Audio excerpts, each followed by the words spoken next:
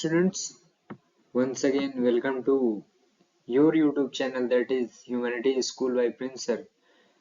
आज की क्लास में हम करने जा रहे हैं केस स्टडी और हमारा टॉपिक है पावर शेयरिंग।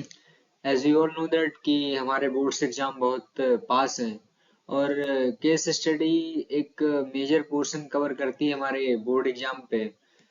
तो आज की क्लास में हम करने जा रहे हैं केस स्टडी वो भी टॉपिक पावर शेयरिंग की।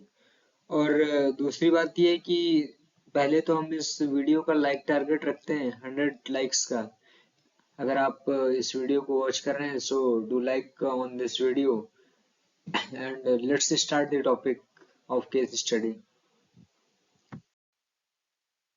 Before going to the questions, you should have to read this paragraph, whatever is written here। यहाँ पे पहली बात तो यहाँ पे जो टॉपिक है वो आपकी एक कंट्री है बेल्जियम। जैसे आपने पढ़ा है इस चैप्टर में कि एथनिक कंपोजिशन ऑफ बेल्जियम क्या है, बेल्जियम ने कैसे वहाँ के रीजनल डिफरेंसेस को या कल्चरल डाइवर्सिटी को हैंडल किया। So let's start the first paragraph that is the Belgian leader recognized the existence of regional differences and cultural diversities. Between 1970 and 1993, they amended their constitutions 4 times. How much time they amended their constitution? That is, they amended their constitution 4 times between the time period of 1970 and 1993.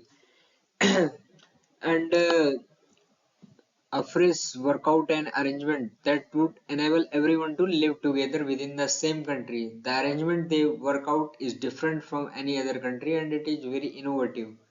Here are some of the elements of the Belgian model.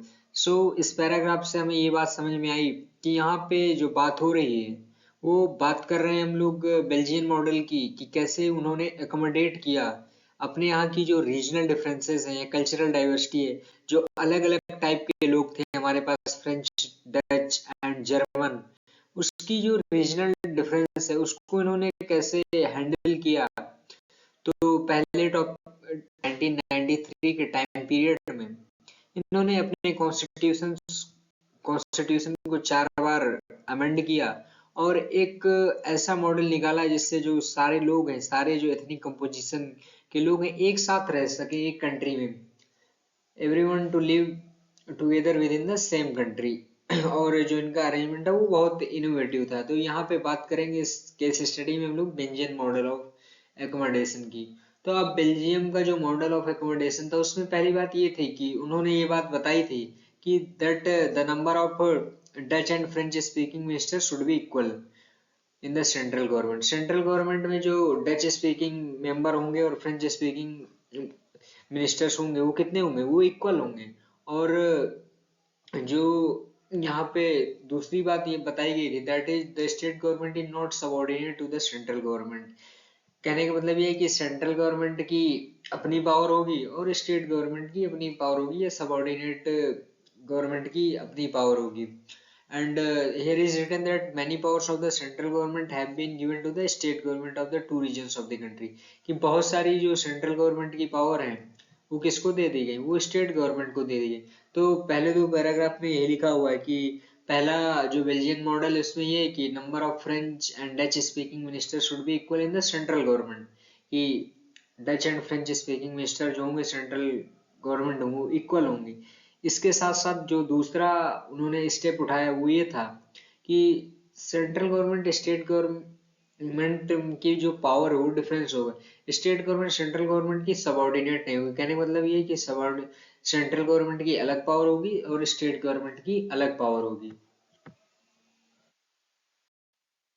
And for the capital city Brussels has a separate government in which both the communities have the equal representation। कहने का मतलब ये है कि जो capital है आपकी Belgium की कैपिटल क्या है, ब्रुसेल्स, और ब्रुसेल्स ही आपके बच्चे यूरोपियन यूनियन का क्या हेड है, हेडक्वार्टर यूरोपियन यूनियन का आपका ब्रुसेल्स में। तो इसके साथ साथ जो आपकी कैपिटल सिटी ब्रुसेल्स वहां के लिए क्या होगी, सेपरेट गवर्नमेंट होगी जिसमें जो इक्वल रिप्रेजेंटेशन होगा फ्रेंच स्पीकिंग का भी डच स्पीकिंग मिनिस्टर्स का। तो जो थर्ड पॉइंट है हमारा ये है कि for the capital city Brussels there should be a separate government. इसके साथ साथ जो फोर्थ अकोमोडेशन उन्होंने किया वो ये था कि apart from the central government and state government there is a third kind of government. Central government और स्टेट गवर्नमेंट के अलावा यहाँ पे एक थर्ड काइंड ऑफ गवर्नमेंट होगी, दैट इज कम्युनिटी गवर्नमेंट। और कम्युनिटी गवर्नमेंट में जो लोग होंगे वो सारे क्या होंगे, हर लैंग्वेज स्पीकिंग के लोग होंगे। डच भी होंगे, फ्रेंच भी होंगे, जर्मन भी होंगे। और इस गवर्नमेंट का जो काम था वो ये था कि ये कल्चरल रिलेटेड या एजुकेशन लैंग्वेज रिलेटेड इश्यूज अगर होंगे तो कौन सॉल्व करेगा, वो आपकी कम्युनिटी गवर्नमेंट सॉल्व करेगी। सो बेसिकली ये जो केस स्टडी है ये आपके टॉपिक अकोमोडेशन ऑफ बेल्जियम से है। किस टॉपिक से? Accommodation of Belgium.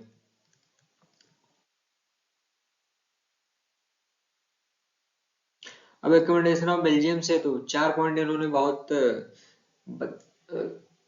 एक्सेप्ट किए, मतलब एकोमोडेट करने के लिए। पहला क्या कर दिया कि इन्होंने डच स्पीकिंग मिनिस्टर और फ्रेंच स्पीकिंग मिनिस्टर क्या होंगे, इक्वल होंगे। इसके साथ साथ सेंट्रल गवर्नमेंट और स्टेट गवर्नमेंट की पावर में क्या होगा, डिफरेंस होगा। सेंट्रल गवर्नमेंट और स्टेट गवर्नमेंट की अलग अलग पावर भी, और state government will not subordinate to the central government.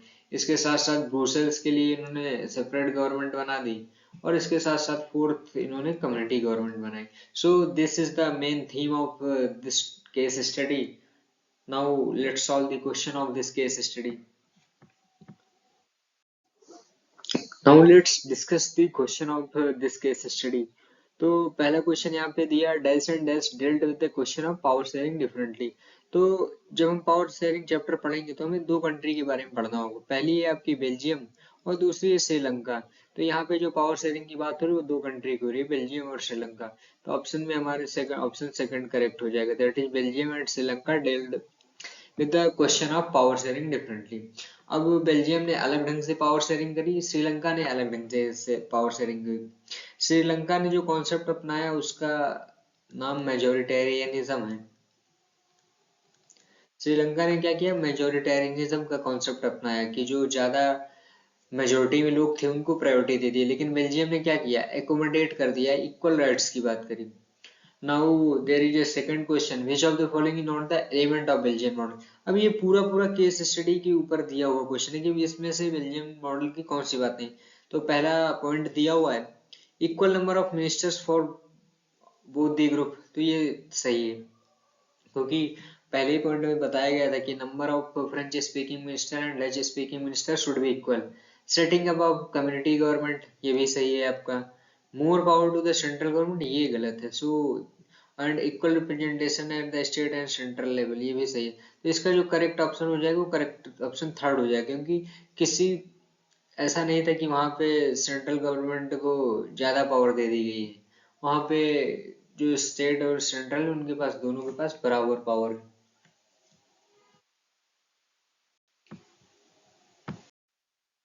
Now moving to the third question. The question is that apart from the central and state government, there is a third kind of government. जो third kind of government थी वो कौन सी थी, वो थी बच्चा आपकी community government. यहाँ पे अब कम्युनिटी गवर्नमेंट की बात करेंगे। अब कम्युनिटी, पहला स्टेटमेंट क्या दिया, the unique government is community government. तो ये बात सही है आपकी। And a single social group is given power to the handle community related affairs. ये गलत है कि क्योंकि वहां पे सिंगल सोशल ग्रुप को ये पावर नहीं दी, वहां पे सारे जो जितने भी थे आपके डच फ्रेंच जर्मन सबको ये पावर थी। And next is elected by people belonging to Dutch French and German speaking, ये भी आपकी कम्युनिटी गवर्नमेंट के लिए ऑप्शन सही। Power regarding cultural education and language related, so ये भी कम्युनिटी गवर्नमेंट के रिगार्डिंग बात सही है। So correct option for this question is option second. What is that कि यहाँ पे हमसे क्या पूछा गया, इनकरेक्ट पूछा गया। तो इनकरेक्ट क्या दिया हुआ है, सिंगल सोशल ग्रुप। यहाँ पे सिंगल सोशल ग्रुप नहीं होगा, यहाँ पे क्या है, सारे सोशल ग्रुप से रिलेटेड आपकी कम्युनिटी गवर्नमेंट बनी थी। सो इनकरेक्ट इसमें ऑप्शन सेकंड है, तो करेक्ट आंसर हो जाएगा option second. Now the last question is which of the following is title best describe the given passage. अब यहाँ पे बात आती है कि इस पैसेज के लिए बेस्ट टाइटल क्या है। टाइटल का मतलब क्या है, जब आपको ये बात पता होगी कि किस टॉपिक से बात हो रही है तो आपको। अब पहला यहाँ पे आंसर दिया था एथनिक कंपोजिशन ऑफ बेल्जियम, तो एथनिक कंपोजिशन के बारे में नहीं है। क्यों? क्योंकि यहाँ पे बात हमें ये नहीं बताई गई कि कौन से बेल्जियम में स्पीकर्स थे, डच स्पीकर्स थे या फ्रेंच स्पीकर थे। And second option is accommodation in जो एकोमोडेशन इन श्रीलंका, तो श्रीलंका ने तो एकोमोडेशन का कॉन्सेप्ट अपनाया ही नहीं था, श्रीलंका ने मेजोरिटेरियनिज्म का कॉन्सेप्ट अपनाया था। इसके बाद ऑप्शन दिया अकोमोडेशन इन बेल्जियम, तो ये करेक्ट ऑप्शन हो जाएगा क्योंकि इस पैसेज को बेस्ट डिस्क्राइब करता है अकोमोडेशन इन बेल्जियम। क्यों? क्योंकि इन्होंने अमेंडमेंट के बाद जितनी भी चीजें निकाली थी वो सारी इन्होंने अकोमोडेट कर दी, और एथनिक कंपोजिशन ऑफ श्रीलंका की भी बात नहीं हो रही। सो correct option is option third. तो ये थी आपकी case study chapter power sharing की। सो आप अपना 4 में से कितना स्कोर आया उसको आप कमेंट कर सकते हैं, how much you scored out of 4। और इसके साथ साथ आप ये बात कमेंट कर सकते हैं कि अब किस टॉपिक पे हमें केस स्टडी करनी चाहिए। And I would like to thanks for watching this video and all the best for your board exams.